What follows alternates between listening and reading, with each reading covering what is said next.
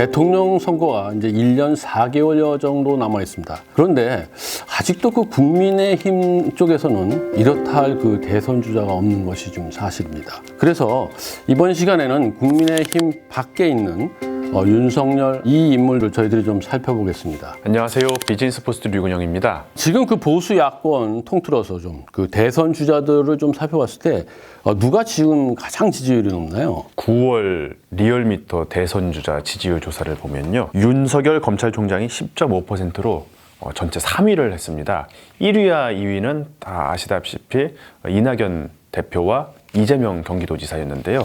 보수 야권에서는 윤 총장이 가장 높은 거죠. 윤 총장 다음으로는 홍준표 의원이 7.2%, 안철수 국민의당 대표가 6.5%였습니다. 보수 야권 대선 주자 가운데 1, 2, 3위가 다 국민의힘 밖에 있는 사람들입니다. 게다가 10월 국회 국정감사에서 윤석열 총장이 또다시 여권을 강하게 들이받으면서 앞으로 이른바 반문재인 성향 지지층이 윤 총장을 중심으로 결집할 가능성도 있어 보입니다. 그 예상했었던 것처럼 이번 그 국회의 법제사법위원회 대검찰청 국정감사에서 의원들의 그 윤 총장에 대한 공격이 아주 집중됐습니다. 그리고 또 이 과정에서 윤 총장은 그 강단 있는 그런 모습으로 아주 강하게 맞서서 존재감이 더 부각됐어요. 그래서 이제는 이제 누가 뭐래도 윤 총장은 확실한 그 대선 주자로 자리매김했다. 뭐 이렇게 봐야 될 것 같은데요. 그렇죠?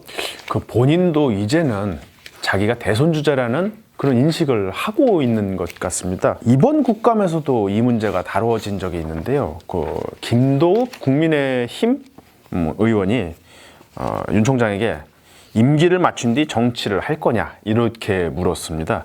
그러자 윤 총장은 다른 생각할 겨를은 없고 앞으로 거취를 이야기하는 게 적절하지 않다 라고 하면서도 지금까지 사회에서 많은 혜택을 받았기 때문에 사회와 국민을 위해 어떻게 봉사할지 그런 방법을 퇴임하고 생각해 보겠다 이렇게 말을 했습니다. 그래서 김도읍 의원이 다시 물었습니다. 봉사할 방법에 정치도 들어가냐 이렇게 묻자 윤 총장은 말씀드리기 어렵다 이렇게 대답했습니다. 그렇죠.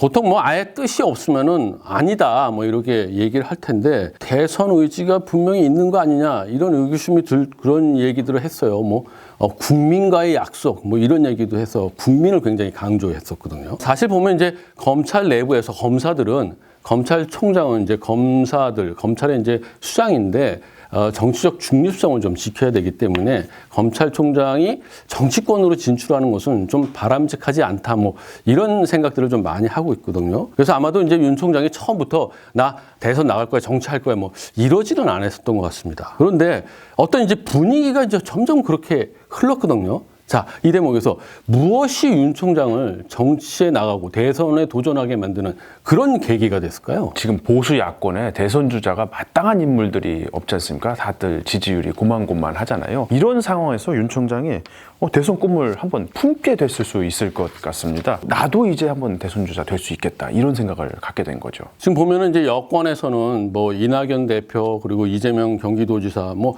확실하게 이제 선두권에 대선 주자로 자리매김하면서 서로 막 경쟁하고 이래서 더 상승 효과도 나오고 뭐 이런 일이 있는데 지금 야권은 앞에서도 설명했었지만 지지율이 안 나와요. 그러니까 마치 그냥 도토리 키재기 하듯이 아주 지진부진하니까 이런 상황에서 윤 총장은 내가 나서도 되겠는데? 뭐 이런 생각이 자연스럽게 들 수밖에 없겠다. 뭐 이런 느낌이 드네요. 게다가 올해 초쯤부터 윤석열 총장을 그 대선 주자로 올리는 그런 여론조사들이 계속 나왔습니다. 이게 하위권도 아니고 보수 야권에서 계속 선두권이었거든요. 처음부터 뜻이 있지는 않더라도 이런 분위기가 조성되면 저라도 대선 도전해볼까? 이런 생각이 들 것 같아요. 그리고 어쩌면 윤 총장으로서는 정치에 진출해서 대선 주자가 되는 게 검찰총장 이후에 윤 총장의 삶에서 가장 안전한 길일 수도 있습니다.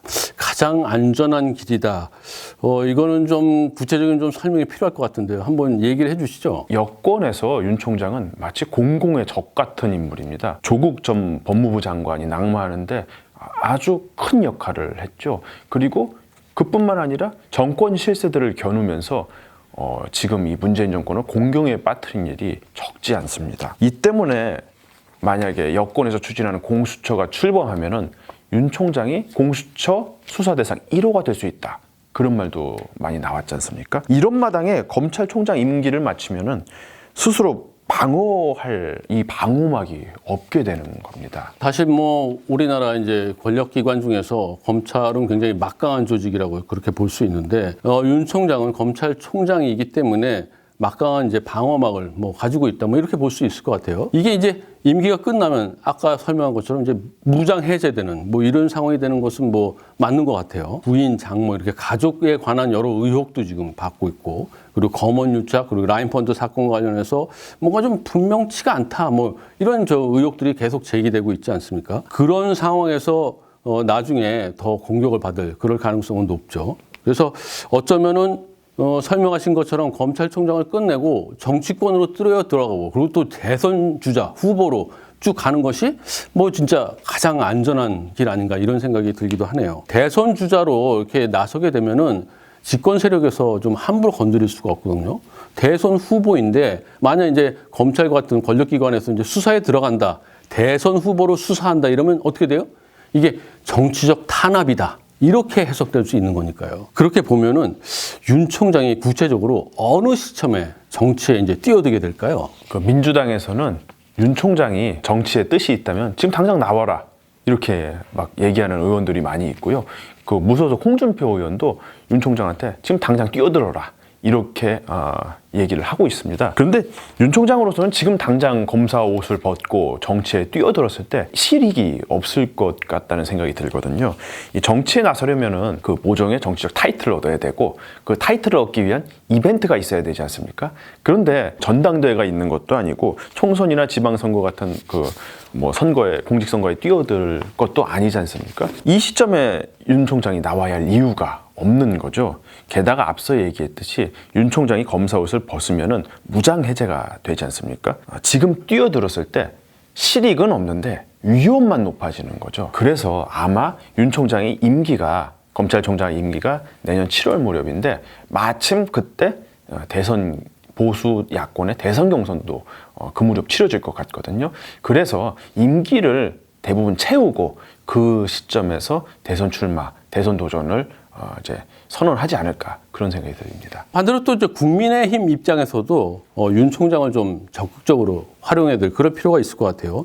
지금 보면은 아까 설명한 것처럼 국민의힘의 이제 대선 주자들 그 후보들은 많이 있는데 모두 다 지지율이 낮아요. 그래서 이 지지율을 끌어올릴 뭐 이런 모멘텀도 좀 사실 없는 것 같고 사실 좀 뚜렷한 주자가 좀 나와서 그리고 국민들의 지지를 얻으면은 또 여기에 이제 경쟁하는 그런 사람들도 나오고 그래서 이제 국민의힘은 뭐 윤 총장을 꼭 대선 후보로 만들어야 된다 뭐 이런 거가 뭐 아니라고 하더라도 윤 총장이 대선 후보로 나오면은 그러한 상승 효과는 계속 만들어질 수 있지 않을까 이런 생각이 들어요. 그러니까 국민의힘 입장에서는 굉장히 가치가 높은 그런 인물이면은 틀림이 없는 것 같습니다. 그래서 국민의힘도 윤 총장을 정계에 이제 진출하기 전까지 좀 여권의 공격을 받을 때 방어해줘야 되는, 보호해야 되는 그런 필요가 있지 않나 이런 생각이 듭니다. 전에 저희 방송에서도 그 국민의힘이 윤 총장을 보호하기 위해 정계 진출 가능성이나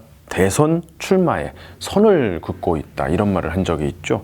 윤 총장이 정계 진출할 적절한 시점이 되기까지는 윤 총장의 대선 출마에 관해서 국민의힘도 좀 말을 아끼면서 여권의 공격을 방어해주는 역할을 하지 않을까 싶습니다. 특히 이제 공수처가 출범하면은 윤 총장이 공격 대상이 될 수 있는 만큼 공수처 출범과 관련해서도 윤 총장을 이렇게 보호하는 그런 방향으로 이 전략을 세우지 않을까 그런 생각이 듭니다. 물론 이제 국민의힘이 이제 공수처를 반대한다는 그 자체가 뭐 꼭 윤 총장을 보호하기 위해서다 뭐 이런 것만은 아니겠지만 공수처 출범을 지연시키거나 또 그리고 공수처 법에 포함된 여러 뭐 독소 조항이라고 이제 주장들을 하고 있는데 이런 것들을 이제 개정하는 거 뭐 이런 과정에서 계속 의견을 내고 여론을 갖다가 조성하고 뭐 이러면서 윤 총장을 좀 측면 지원하는 뭐 이런 모습은 충분히 보일 수 있을 것 같습니다. 당연히 윤 총장이 직접적으로 이제 공격을 받을 때는 여권에 이제 반대하면서 보호해주는 이런 역할도 해야 되겠죠. 근데 이제 이런 측면도 물론 있지만 국민의힘 내부에서는 좀 다른 그 모습을 보이는 것도 좀 나타나고 있어요. 의구심을 좀 갖는 건데요. 과연 그 윤 총장이 검사로서 검찰총장으로서 그렇지만 정치권에 들어와서는 과연 잘할 수 있을까? 검사의 능력하고 정치인의 능력은 다른데 이게 과연 우리가 믿을 수 있을까? 뭐 여러 가지 의구심이 나올 수 있을 것 같아요. 왜냐하면은 실제로 이제 비정치인 출신이 이제 떠오르면서 대선 주자가 되고 뭐 그랬다가 결국 실패하고 뭐 이런 사례들이 많이 있었고 지난번 이제 저희 방송에도 이걸 많이 소개도 했었죠. 이러한 상황이 지금 대선을 노리고 있는 다른 후보들, 그 보수 야권의 이제 다른 후보들에게서는 이게 사실 뭐 객관적으로 얘기하면 경쟁자가 하나 더 나온 거거든요. 그러니까 견제도 있을 것 같은 그런 생각이 드네요. 홍준표 무소속 의원이 윤 총장을 겨냥하며 이런 말을 했습니다. 박근혜 정권 무너뜨리는 정치 수사에 큰 공을 세우고 벼락 출세해 중앙지검장 때 소위 적폐 수사를 지휘하며 이재수 기무사령관을 모욕을 줘 자살에 이르게 하고 청와대 말단 행정관까지 싸그리 적폐로 몰아 싹쓸이 수사한 공으로 검찰총장으로 벼락 출세한 사람이 추미애 법무부 장관과 물어뜯고 싸우고 있다. 우리를 그렇게 모질게 못살게 굴던 사람을 우파 대선 후보로 운운하는 것은 배알도 없는 막장 코미디다. 홍 의원이 보면은 워낙 그 직설 화법을 쓰고 아주 강하게 얘기하는 그런 캐릭터 아닙니까? 그러니까 이제 이런 얘기를 했던 것도 굉장히 강했는데 보수 진영의 이제 여러 인사들 중에서는 아마도 유일하고 굉장히 이례적으로 윤 총장을 비난했던 그런 것 같습니다. 자, 그리고 보수층에 보면은 일부에서는 이제 윤 총장이 어쨌든 이명박, 박근혜 이 전 대통령을 감옥에 보내는 거기에 이제 굉장히 큰 역할을 했고 그리고 이제 문재인 정권에서 적폐 수사하는 것 그런 명목으로 또 보수 진영을 괴롭혔었던 이 일은 분명히 했었던 거거든요. 그러니까 이 점에 대해서는 좀 거부감을 느끼는 이런 모습도 좀 있는 것 같아요. 이런 여러 가지 것들이 이제 윤 총장이 오는데 좀 걸림돌이 되지 않을까 뭐 이런 생각도 들기도 합니다. 근데 아까 이제 얘기한 것처럼 윤 총장이 정말 정치권으로 들어오면은 정말 잘할 수 있을까요? 윤 총장이 그 전례를 찾아보기 어려울 만큼 정치적으로 독특한 캐릭터지 않습니까? 그래서 예견이 쉽지는 않습니다. 일각에서는 검사 출신 그 대선 주자였던 황교안 전 미래통합당 대표를 예로 들며 실패 가능성을 높게 보기도 합니다. 다만 황 전 대표는 반부패 비리 척결을 내세웠다기보다는 이 공안검사 출신이지 않습니까? 이 반부패를 내세웠던 이 윤석열 총장하고는 좀 성격이 다르다고 볼 수 있겠습니다. 오히려 황 전 대표는 그 법무부 장관과 국무총리 그리고 대통령 권한대행을 지낸 일종의 명망가 이런 이미지로 정치권에 진출한 거죠. 반면 윤 총장은 정권에 몸으로 맞서는 핍박받는 투사 이런 이미지를 지금 구축을 하고 있지 않습니까? 그런 점에서 오히려 윤 총장은 정권에 맞섰던 과거 운동권과 비슷한 측면까지 있거든요. 또 운동권과는 달리 제도권 내에서 자기를 임명한 정권, 그러니까 예전에는 박근혜 정권, 그리고 지금은 문재인 정권, 이런 정권에 번번이 맞섰다는 그런 특이한 점도 있습니다. 그렇군요. 그렇다고 하면은 국내에서 딱 똑같은 사례다 뭐 이런 건 아니더라도 윤 총장하고 좀 비슷한 인물로 좀 비교해 볼 그런 케이스는 없을까요? 대통령 후보를 3번 했던 이회창 전 한나라당 총재를 윤석열 총장과 비교하는 그런 분석들이 덜어 있습니다. 이 이회창 전 총재는 그 대선 3번 가운데 2번은 아주 근소하게 졌거든요. 상당한 막강한 대선 주자였던 거죠. 그 이전 총재는 그 원래 판사로 임용이 됐다가 대법관까지 오른 사람입니다. 이 법조인이라는 점에서 윤 총장과 비슷한 면이 또 있고요. 이전 총재는 법관으로서도 대쪽 같은 그 판결을 많이 내렸다고 합니다. 그리고 중앙선거관리위원장, 감사원장 등을 하면서도 자신을 임명한 정권에 고개를 숙이지 않고 오히려 그 잘못들을 지적하는 일들을 하면서 대쪽 이미지를 더 굳혀나갔다고 합니다. 김영삼 전 대통령으로부터 국무총리로 임명을 받았어요. 이때도 2인자 자리에 머물지 않고 국무총리로서의 권한과 역할을 적극적으로 행사하려 하다가 결국 대통령과 갈등을 빚고 중도에서 물러난 일이 있습니다. 근데 이런 모습들이 이회창 전 총재의 이 정치적 이미지를 굳혔죠. 이 대쪽이라는 이미지를 확고하게 굳힌 겁니다. 이후 여당이었던 신한국당에서 당 대표가 됐고 그리고 신한국당 대선 경선에서 승리하면서 대통령 후보도 된 거죠. 자신을 임명했었던 그 권력에 맞서 싸웠다. 뭐 이런 면에서는 이회창 전 총재 그리고 지금 윤석열 총장이 좀 비슷한 면이 있다. 뭐 이렇게 볼 수 있겠네요. 물론 이 전 총재는 직접 대통령과 맞서긴 했지만 결국 이제 정계에 진출할 때는 여당에서 이제 정치를 시작을 했어요. 근데 이제 윤 총장은 이제 만약에 이제 정계에 진출한다면은 이제 야당에서 이제 시작할 가능성이 높은데 뭐 이 점은 좀 차이가 있는 것 같네요. 물론 이전 총재가 대권을 결국에는 주지 못했기 때문에 이 총리 출신의 한계, 그리고 비정치인 관료 출신의 한계, 이런 사례로도 뭐 거론되고 우리 방송에서도 그렇게 소개한 적도 있었는데요. 사실 거의 대통령 선거에서 당선될 뻔했거든요. 이런 적이 2번이나 있고 야당 대표, 총재 이런 것을 하면서 막강한 영향력을 끼쳤거든요. 보수 정당의 역사에서 획을 끼친 인물이기도 합니다. 반드시 이회창 전 총재를 실패한 정치인이라 볼 필요는 없을 것 같습니다. 오히려 갑자기 떠오른 라이징 스타 가운데서는 상당히 성공한 축에 속한다고도 해석할 수 있습니다. 그렇죠. 정치권에서 쭉 있었던 인물이 아닌 그런 라이징 스타. 뭐 이렇게 보면은 성공한 케이스라고 볼 수도 있죠. 그리고 또 보면은 이회창 전 총재가 영입한 인물 가운데 지금 유승민 전 의원이 있어요. 뭐 지금 대선 후보로 꼽히고 있죠. 그리고 또 이제 오세훈, 원희룡 이런 인물들도 이회창 총재 시절에 이제 영입이 됐습니다. 그래서 어떻게 보면은 이회창 전 총재가 했었던 그런 일들이 지금 오늘날까지도 우리나라 정치에 많은 영향을 미치고 있는 거 아닌가 뭐 이런 생각이 들기도 합니다. 그래서 윤석열 총장이 정계에 이제 진출하게 된다면은 뭐 완전히 똑같지는 않지만 지금 얘기했었던 그 이회창의 이런 모델 이것도 좀 참고할 필요가 있지 않나 이런 생각이 들기도 하네요. 그리고 검찰총장 출신들의 전례를 살펴보면요, 과거에 이제 건국 이후부터 군사정권 시절까지 그 검찰총장을 하고 뭐 법무부 장관을 하거나 아니면은 국회의원에 출마하거나 이런 사례가 뭐 종종 있긴 했습니다.